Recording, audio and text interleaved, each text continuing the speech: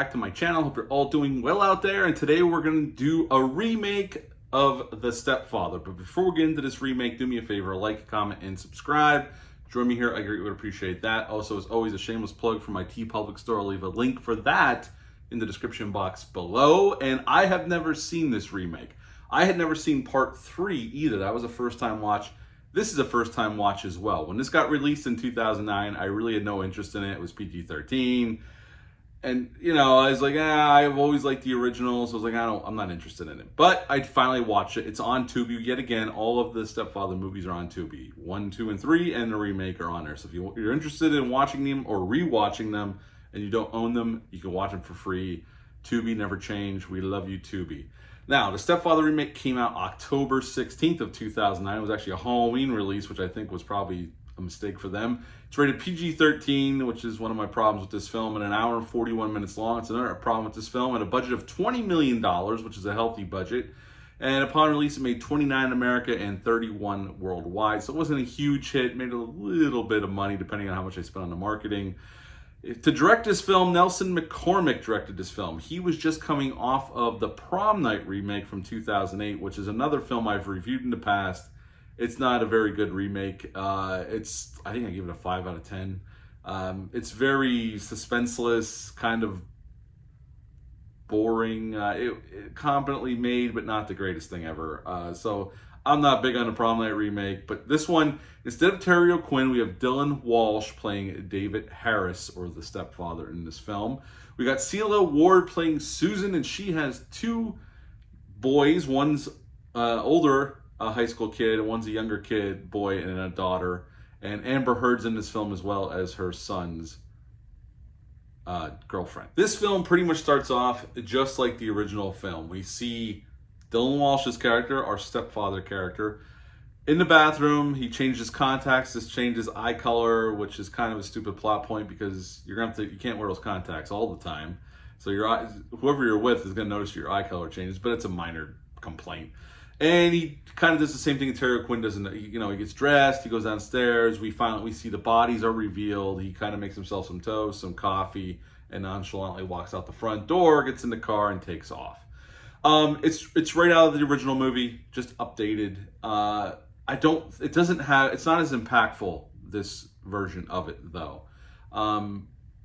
It's just, they kind of reveal, and it's like, yeah, it's okay.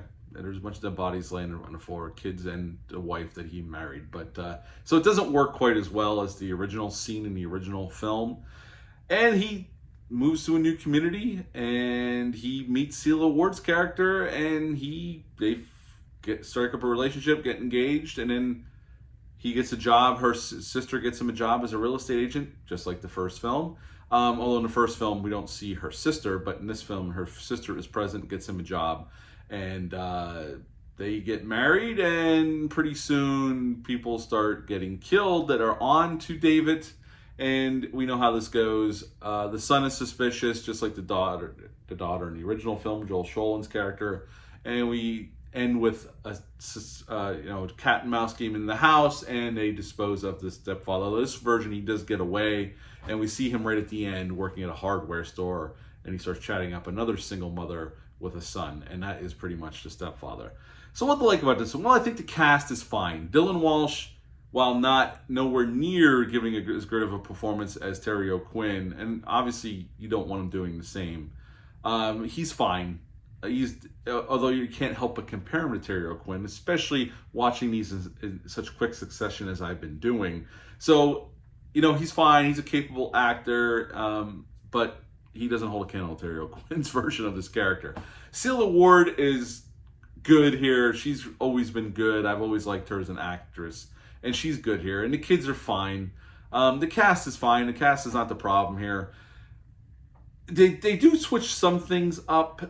They do show the neighbor this old woman lives across the street, and she starts giving David, as his name is in this film, side eye, like she's suspicious of him. So he ends up taking her out. And here she was watching America's Most Wanted, which I said about the real guy in real life was caught through America's Most Wanted, John Walsh's program. So he ends up killing her. So they kind of weave that in there. But at the end of the day, this is kind of just like a blah 2009 remake kind of similar to the Prom Night remake. The suspense is not there. We kind of know where everything's going. There's no surprises here. And they do build to that scene in the kitchen. They try to recreate it. It comes off a little differently where he says the line, "Who am I here?" But it doesn't work as well. It's just the way it's shot, the way it's delivered. It just doesn't work as well. And again, Dylan Walsh is a fine actor. I've liked him in other things like Nip Tuck and other movies. But here, coming off of watching Terry O'Quinn give 2 great performances off the first one and the second one, it just comes off as kind of hokey and not as well done as the original film. There's not a lot of blood here. There's some, but I mean, the original film wasn't a gore fest by any means, but it was very much an R-rated movie. This one, you could tell they were shooting for a PG-13. There's a lot of cutaway stuff. There's not a lot. There's a little bit of blood here and there, but there's not a whole lot to hang your hat on in terms of carnage candy. This was a typical PG, just like the Prom Night remake, a very typical PG-13 remake of an R-rated movie. And I say that with disdain because they were just going to try to make money here. This was a cash grab. You could tell. I mean, it looks okay directing wise, and it's all fancy with its quick cuts and all that bullshit. But at the end of the day, this film does not hold a candle to the original film. They did offer Terry O'Quinn a chance to do a cameo in this film. He turned it down. Wise on his. That was good on him. They actually wanted Jill Schoelen to come back as well, but she had retired from acting by that point. She is starting to act again a little bit here and there, but she had retired and she wasn't interested in coming in for this as well. And this is competently made, a typical mid-2000s, well, this was late 2000, 2009 remake of an R-rated original film. It's watchable. That's what I'll say. Some of the performances are okay, but at the end of the day, I'll give this one a 5.5 out of 10.